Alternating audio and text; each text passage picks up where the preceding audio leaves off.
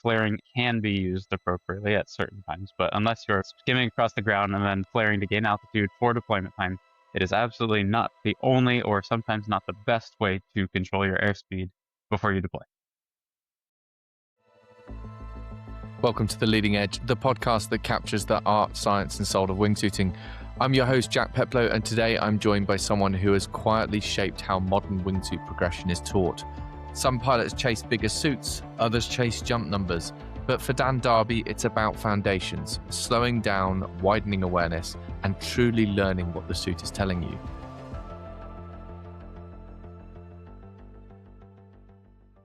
Hi, I'm Dan Darby. I am a co-owner and coach at Arcus Flight out of DeLand, Florida. We specialize in wingsuit training, and we have a rental program where we can ship suits across the U.S. in blocks of 5 weeks. Nice.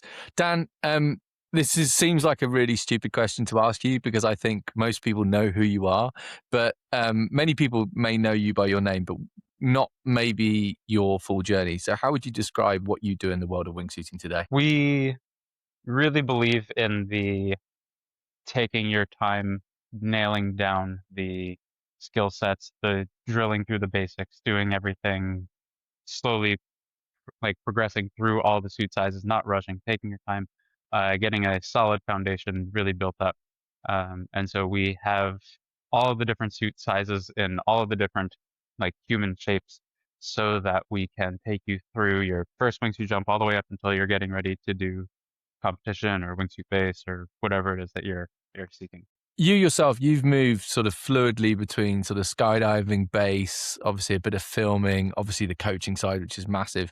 Was there a moment when teaching and mentoring became as important to you as flying itself? Yeah, so I really enjoy the helping people achieve their goals kind of part of teaching. And I started working at a vertical tunnel in 2013 or 14 and started to see the way that coaching could be applied when like you're actually working with students and the way that they like took people through coaching versus the way that I saw coaching being done in a skydiving environment. And I definitely felt fortunate to get to experience that, become a tunnel instructor, tunnel coach, get to learn all of those lessons, and then take that skill set and bring it into the skydiving, wingsuiting, base jumping world to help guide people in the way and give them the tools that I think should be used. What's something that the wingsuit community believes strongly about, progression wise,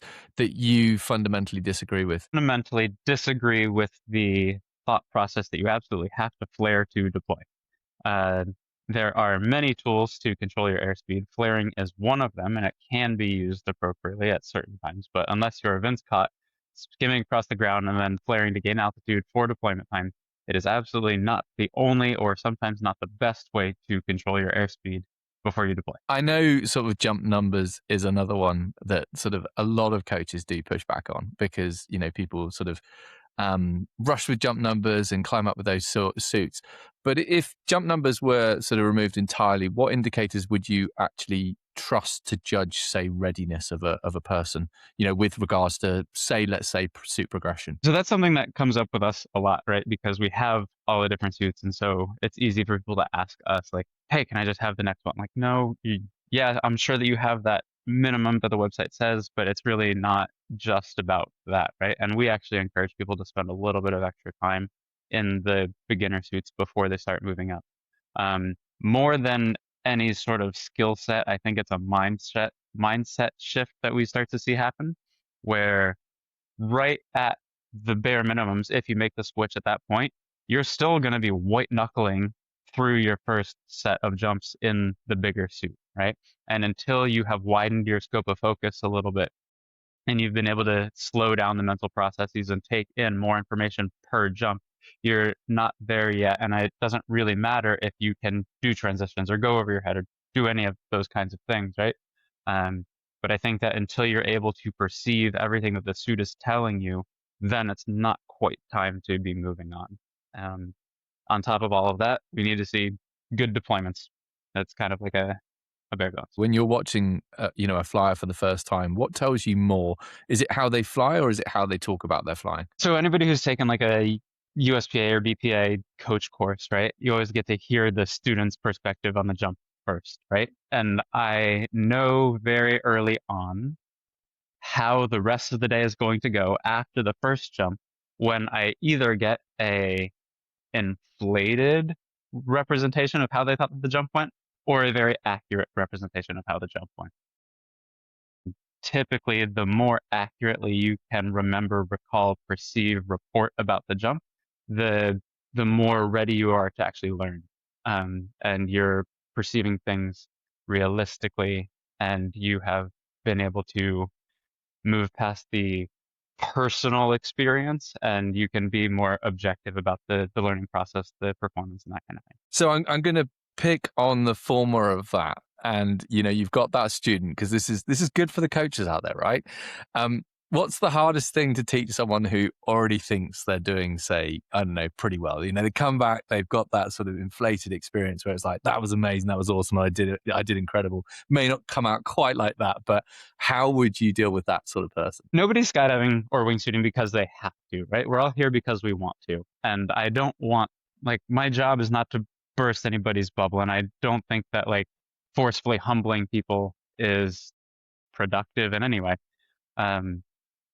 I think that if somebody does come up with that, there's still an opportunity to show them, like, yeah, that was a great attempt, but what if it was a little bit cleaner here? Or what if we improved this one segment of it? And how much better would you feel if we weren't so concerned about this other part? And so I think that um, even if they have a bit of an inflated representation of how they think that a jump went or their skills are, um, like, there's still more to learn. I was in a vertical tunnel yesterday after having flown 2,500 hours, and I was still like getting coaching. Like I really enjoy uh, the act of learning. I think it makes the whole experience a lot of fun, and I think that can be, you can give that to your students regardless of what they perceive their skill set to be. At what point does experience become, say, a liability if it's not paired with that reflection component? It's a pretty big question, right? Because we see that happen where people have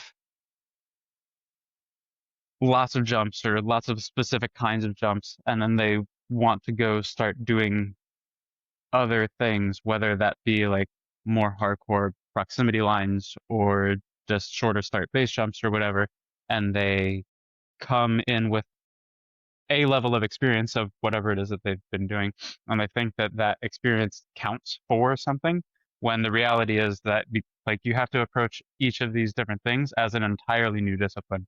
Just because you're wearing the wingsuit doesn't mean it's even the same genre of flying, right?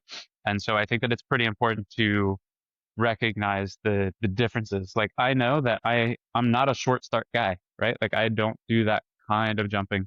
Um, and even though I have all my flight set numbers and I know what I realistically could achieve, it's not the part of the game that I push or the kind of thing that I want to pursue. Like, I acknowledge that, like, performance flying and speed are kind of where I really like to be, and flying close to things is fun, but it's not like, the goal isn't necessarily to get closer to things. I like going faster. I like having a little bit more of, like, available lift, but the short start game is not my thing, and I really appreciate the people who go out there and do it.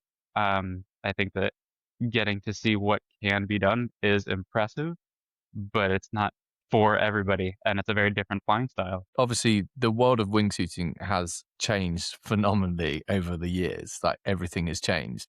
But how has your definition of, say, a good wingsuiter changed over time? So I think that I've started to appreciate the more well-rounded flyers more than I guess I used to, um, trying to do this without naming people specifically. But I think that the people who can find enjoyment in flying of all of the types is more impressive than the people who only can do this one kind of thing all the time, right? Like, I like seeing the people who want to go do fun flocking jumps and then go do performance flights and then go do kind of like exciting two ways and just having a good time in all of the aspects of flying.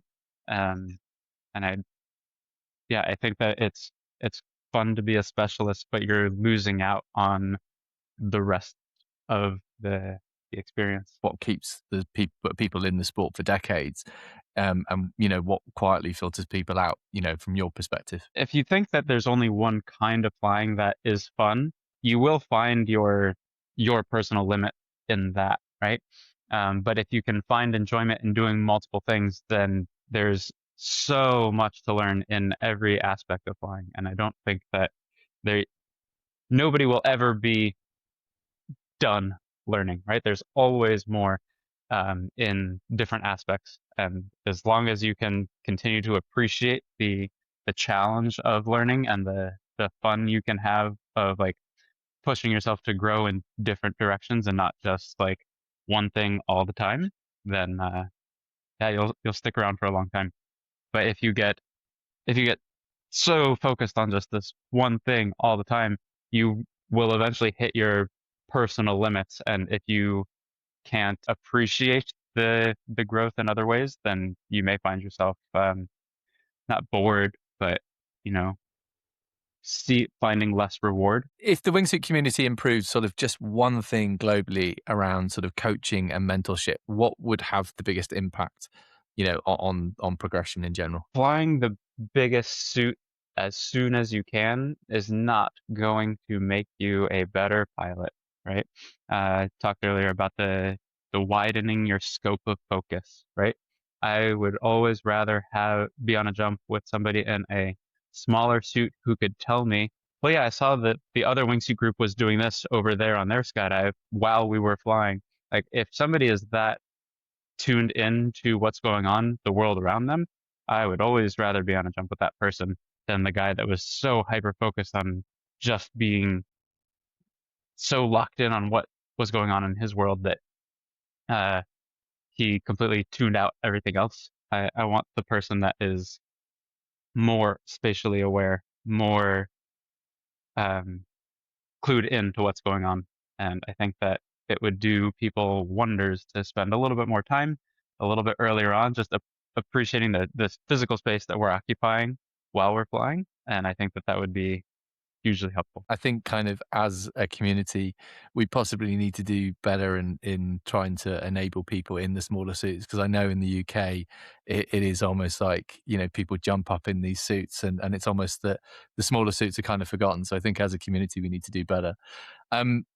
What's the biggest mistake or lesson in your flying career that, fundamentally shaped how you coach today? I started skydiving at a time when wingsuit coaching hadn't really come up yet. Like there were a few people who kind of specialized it, but it wasn't something that was happening at every drop zone all the time. And there wasn't a huge like wingsuit population to pull from. And there were precious few resources online, and there were just not a ton to be found on your own. Um, so I don't know if I could say that it was a mistake or just like it was what was available to us at the time. Now I think that I have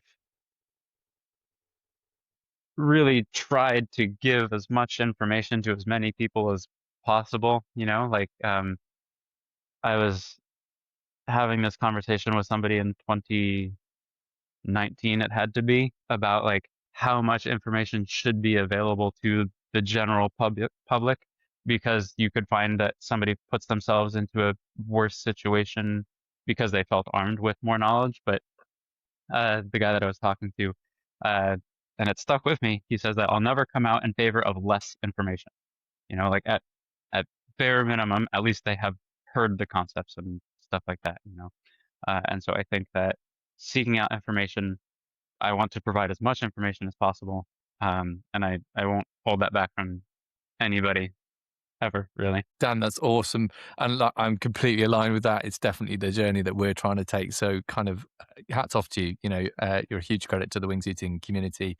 And, a massive thank you for coming on the show. Really, really appreciate it. Thanks so much for having me, Jack. Huge thanks for Dan for sharing his journey, not just the flying, but the philosophy behind how pilots are built. His story is a reminder that real progression in wingsuiting isn't rushed. It's earned through patience, honest self-reflection, and a commitment to mastering the fundamentals before chasing the next thing. If this conversation made you rethink how you approach learning, coaching, or progression in flight, share it with a friend and follow The Leading Edge for more stories from the edge of human flight. I'm Jack Peplow, and this is The Leading Edge.